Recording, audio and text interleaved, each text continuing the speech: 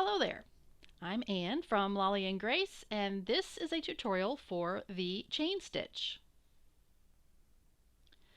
The chain stitch is another one of those very versatile stitches that can be used for beautiful lines. It's wonderful for curves, and if you're doing any kind of script lettering like this, it works really well for that because it has a nice compact line, but it has some texture to it.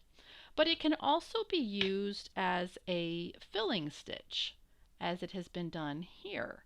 It is filling in these petals, going around just rows of lines filling in these petals. So you can see it has a lot of uses, and there are two ways to create the chain stitch. I have two lines here that look very similar. The colors may look a little bit different, but that's just simply because I'm using a variegated thread. But these, although they look very similar, they were created in different ways. And the top line was made using what I call traditional chain stitch. And if you have seen my video about the daisy stitch, I kind of referred to it as a detached, sometimes it's also called a detached chain stitch because a chain stitch is made up of a row of connected daisy stitches, if you want to look at it that way. So let me show you how to create the traditional chain stitch. To begin, we are going to basically create a daisy stitch. So if you know how to do that, you come up at one point and you go down at the exact same point where that thread came up. And then you hold a loop open and you come up inside that loop one stitch length ahead, and you pull that thread until you create your first stitch. For a daisy stitch, the next thing you would do is you would put a little anchoring stitch right there and pull the thread to the back. But we're not going to do that here. We are just going to begin that same motion again, and where that thread came up, we're going to go down in the exact same place. Hold a loop open, move up a stitch length, and pull that thread. And that is all there is to it for the traditional chain stitch. Follow your line, making a series of daisy stitches. You can make them shorter or longer depending on your design.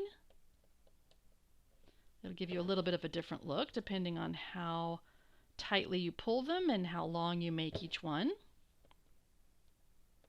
And then to finish your line of chain stitch, traditional chain stitch, just as with a daisy stitch, now you just take your thread down to the back to anchor that last stitch.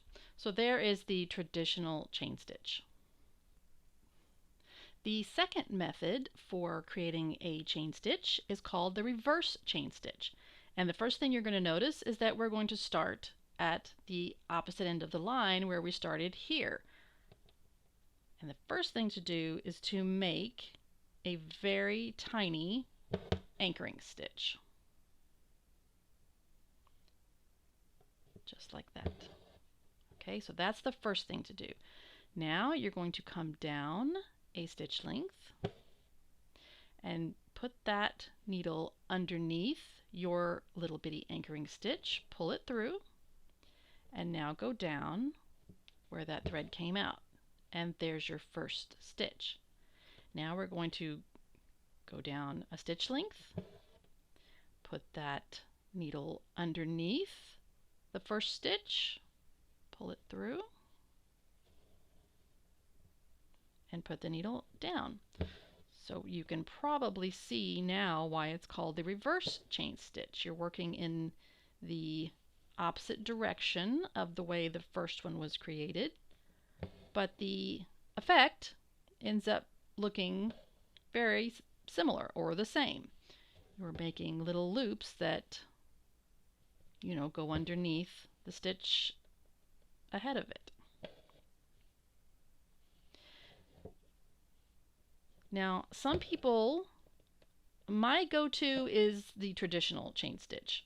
I don't know, I'm just used to it. And I feel like I get a little bit more of an even tension sometimes when I am doing the traditional versus the reverse. But many, many people love the reverse, and in a way, it is more simple because you're not having to deal with that loop that you hold open, and sometimes the thread tension is better, easier to maintain on the reverse. So it is completely your preference about which one you use. Now, I will say there are some times when the reverse chain stitch is a little bit more difficult, and not difficult in as far as doing the actual stitch, but just because of the situation you're in. For instance, here we were doing just simple lines. There's no stitching on either side. We just had fabric. I mean, there's no stitching up close to it, and it was very simple to get that needle up under. You can slide that needle underneath that stitch and you're not going to run into any other stitching or anything nearby.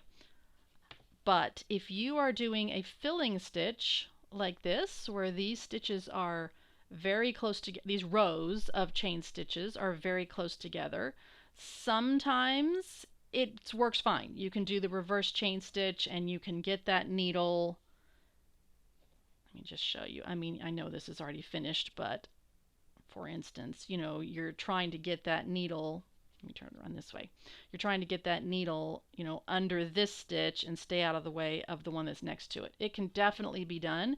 Sometimes it's just a little more tedious to avoid running your needle underneath or through stitches nearby. So that's really just one consideration about using traditional or reverse. If you're trying to do, fill in a space like this, sometimes the traditional is easier because you're not moving your needle across the fabric. It all just comes out of the fabric up and down. So other than that, though, it's totally your choice. Just try both and see which one you're more comfortable with and which one you like better, and choose that one. There are no wrong choices here. So I hope you have enjoyed this very quick tutorial about the very versatile chain stitch. Thanks so much. Bye.